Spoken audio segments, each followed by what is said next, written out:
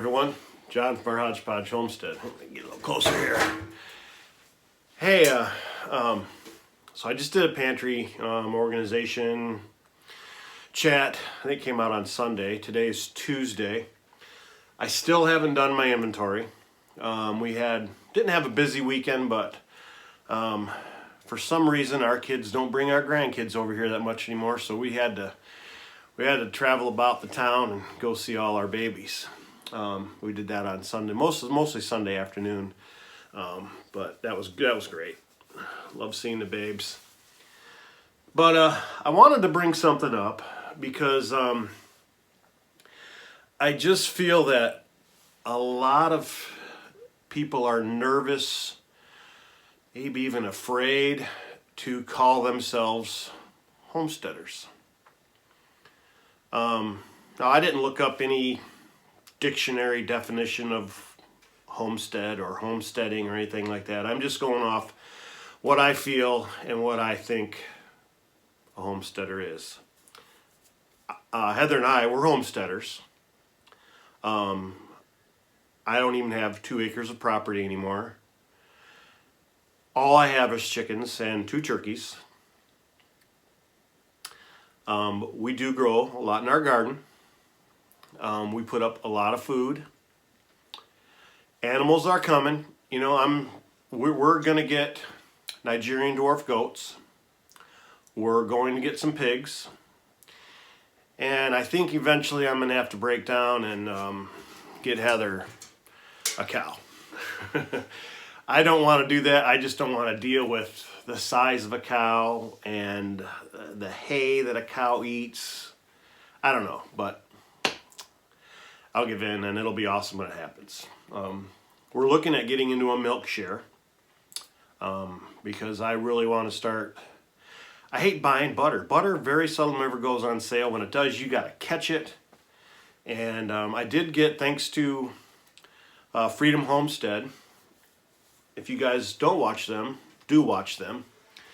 They let me know about an Aldi sale.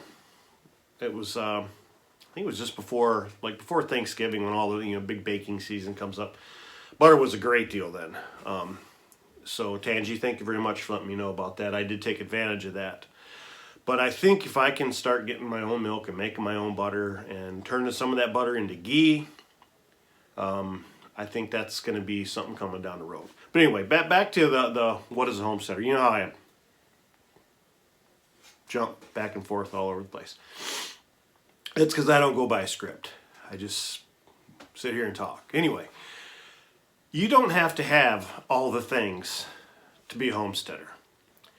If you've got a couple pots on your back porch and you're growing some tomatoes and you use those tomatoes so you don't have to go buy tomatoes, you're homesteading. In my mind, you're homesteading. If you've got a couple chickens and you get 5 or 6 eggs a week, you're homesteading. If you're learning about it, if you're preparing yourself to do it, building infrastructure, figuring all the stuff out, you're homesteading. It doesn't all happen at once. Just like I've told you about this pantry. This didn't happen overnight. This didn't happen in a year. This is 10 years running. And now it's a flow. It happens, doesn't happen on its own, obviously, but a jar comes out, 5 jars comes in. That's just kind of the way we work it. So my chair's rocking all over the place here. I've really got to fix this stool. But that's the joy. To me, the joy of homesteading is watching what you do turn into something that you have and use. For so long in the post office, I had 0 job satisfaction, because if I work 15 trucks of mail today, those same 15 trucks of mail are going to be there when I get back to work the next day. So it was so repetitive and so over and over and over and over and over, like repetitiveness is. So homesteading is something, you take a baby chicken and you grow that thing up to 6 or 7 pounds and you put it in your freezer, and some Sunday you eat it, and it's wonderful because you did it. The same with growing peppers, growing tomatoes, whatever you grow in your garden. You start them from a little seed, or if you go and you buy them from Walmart as an a plant. You nurture that plant. You take it out of that little seed pod and you put it in the ground. You water it, you nurture it, you harvest it, you eat it. That's homesteading. Don't let anybody tell you different, okay? You do it the way you want to do it and call yourself what you want to call yourself. Heather and I were homesteaders. We love it. We love the lifestyle. We love the community. We have met so many friends, a lot of them through YouTube, but if we weren't homesteading and if we didn't discover the whole YouTube world, we wouldn't have had the lovely friends that we have now, you know. And it's just people that I could message and get a question answered. They do that with me. It's a conversation-based life. You know, you can talk about chickens and nobody looks at you strange. You know, why do you have so many chickens? Because I can. You know what I'm saying? Now, some places you can't because of restrictions on where you live. That nothing we can do about that. Rules are rules. You know, but there's things you can do. You can get quail. Quail are really quiet. They lay an egg every day. They're little eggs. 3 eggs make 1 chicken egg, but nothing says you can't have quail. If it says you can't have chickens, does it say you can't have quail? Look into cotturnate quail. They're wonderful. That's something else we're going to be getting here real soon. Once the weather breaks and gets a little warmer, before we start prepping the garden, I'm going to start doing a lot of infrastructure build. I'm going to build a couple quail pens.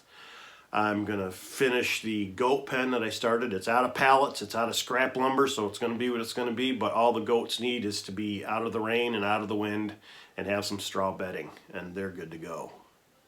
I'm going to answer some questions that I've been getting, quite a lot of them. Well, not a lot of questions, but the same question over and over. So let me get a sip of my Joe here. Check out that coffee cup. Homesteaders of America, when we went down in October this past fall, I wish I would have gotten 2 of this one. I got this one and the one that had, it looked like chicken wire on it with a chicken on it. I don't like that one as much as this one. So I think I'm going to try to order me another one of these because Heather likes this one too. Okay, I covered what I believe homesteading is. And if you guys want to message me and tell me what you think homesteading is, do that. I'd be interested to see what you guys feel homesteading is, or what you're doing to call yourself a homesteader. And again, don't let anybody tell you different. If you feel you're doing it, you keep doing it. Whatever scale that may be, because you're awesome. Okay. I've been asked a lot. I'm going to turn you around here real quick. Why do I use the spaghetti sauce jars? I just call them ragu jars. We very seldom ever get ragu. We usually get the Great Value Walmart brand, whatever that's called. And Heather and I love just making some pasta and pouring sauce over it. No meat, no nothing. It reminds me of when I was a kid. It's a comfort food for us. It's cheap. You know, you throw in a box of noodles and then you throw in a couple jars of sauce and you're eating, and it's wonderful. The reason I went with the Prego jars is at the time when I first started doing my spices in these jars, I didn't have the amount of canning jars I have now. So I was using those out of convenience because we had them. You know, sometimes we would eat spaghetti twice a week when we had lots of kids. It was easy, it was cheap, like I said. And I just decided, you know what, I'm going to start keeping these. And every time we'd open them up, Heather would go, are you going to keep these? I said, yep, I'm going to keep them. And now look, I've got, what do I got? 1, 2, 3, 4, 5, 6, 7, 8, 9. 1, 2, 3, 4, 5, 6. You know, and then I've got these up here. So, you know, that's 60 jars, almost 60 jars. Well, counting those it is. Plus I've got 10 or 15 back there that are empty. And what do I got? Almost 3 rows of 6 up there. So, yeah, we go through it. We love it. And that's why I use the Prego jars. Ragu jars, whatever you want to call them. A friend of mine at work, Charles, he uses them too. He started doing it that way, and he really likes it. Ooh, it's chilly down here today. Just start realizing, what is it? About 55, 54. I shut that door, the big red door there, because Heather's working, and sometimes she hears me, and sometimes I hear her, and it throws us both off. She's working. So yeah, that's why I use the Ragu jars. Again, simple, cheap. They keep pests out. And again, not that we have a lot of pests here. It takes one mouse to ruin something. And, you know, we live in the country. Every now and then a mouse gets in. Is what it is. Okay. Another question I get a lot is, are my shelves portable? No. My black shelves are all screwed into the walls. They're not going anywhere. Now my shelves here, these are just plywood with 2x4 legs on them. I'm gonna move that jar with 2x4 legs right here. These, if I wanted to, I could switch these around. If you look over here, where I've got my canned venison and pork, I could almost put another shelf there, but I would really have to tip my jar to do all that. So I'm going to leave that just the way it is. I've got plenty of room there. I didn't can any venison this year. Well, number one, the only reason I got a deer this year is because a friend of mine gave me one. I didn't hunt a lot this year. I just didn't feel it this year for some reason. First year in a long time, I didn't even go on opening day. That's 20 some years I didn't go, and it was fine, you know. I've got the same type of wooden shelf for my chicken and my chicken stock over there, and my baking stuff. So you can buy these shelves and organize them any way you want. You could put your shelving. You could even buy extra metal shelves. They sell extras, and you can put them anywhere you want on the framing. But they were expensive, you know, and I think I paid like 98 bucks per shelf, and I've got 4 of them. And like right here where the shelves are, I've got them actually zip tied together in the middles. So they're not going anywhere. Like I said, they're connected to the wall with lag bolts, so they're good that way. But you can customize them any way you want. I got them at Lowe's. Was it Lowe's? It may have been Menards. They went on sale, and I don't like shopping at Menards because they don't give a veterans discount. Yeah. They say they give everybody the same discount. Well, you know what? Maybe I deserve a little bit more than everybody else. Veterans do in general. Anyway, Lowe's also has them. Home Depot also has them. So you can get them pretty much anywhere. And like I said, I think I paid right around $90 for them. They might have been on sale for $89. I don't know. Something like that. But they're great shelves. They're very sturdy.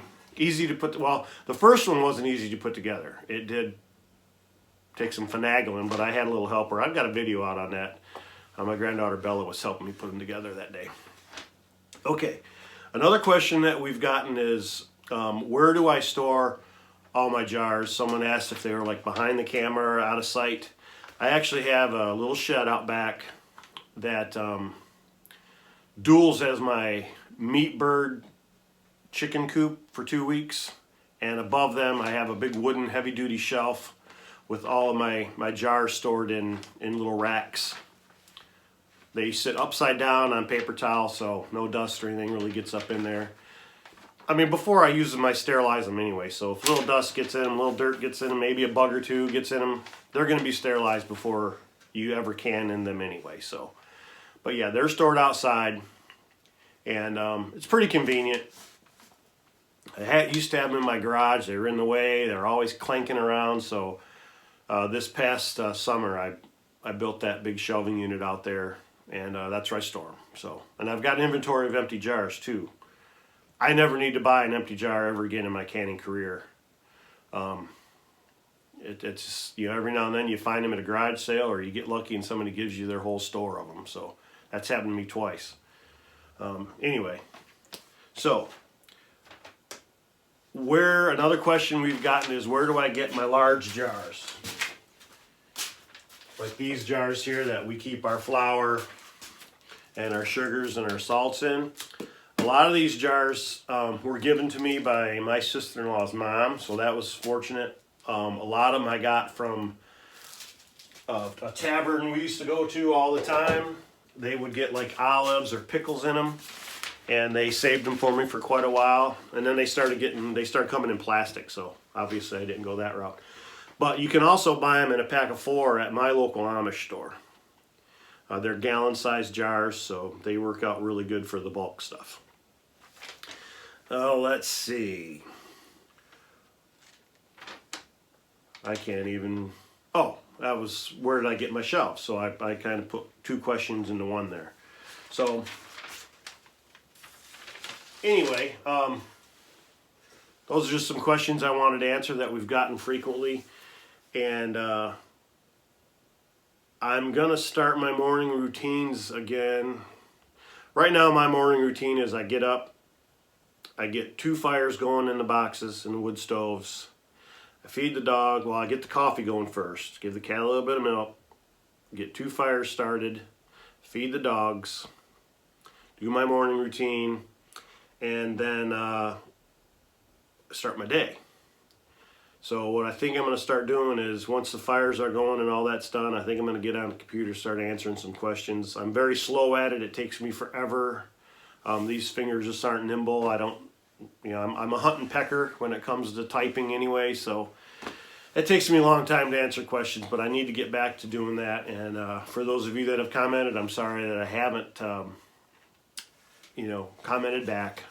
I'll start again, but I figure this is a great way to answer a lot of questions too that some of you may have that you haven't asked. So I think I'll do this every time I do a pantry chat. I'll go over 4 or 5 questions that we get a lot and do that. But other than that, again, like I said, I haven't done the inventory in here yet. There's still a few things that I've got to put away. But for the most part, the pantry is back to snuff. And we're just going to continue to fill it. A friend of mine yesterday gave me 4 or 5 great big bags of pork fat, the belly fat. So I'll be turning that into lard, so I'll take you along with me on that and do a video on that. It's really easy. It's great. It's shelf stable, so it's great to cook with and all that. So other than that, I'm going to leave you here. And you know how we always say, Hodge Podge Homestead. We love being homesteaders, and you should too. See y'all later.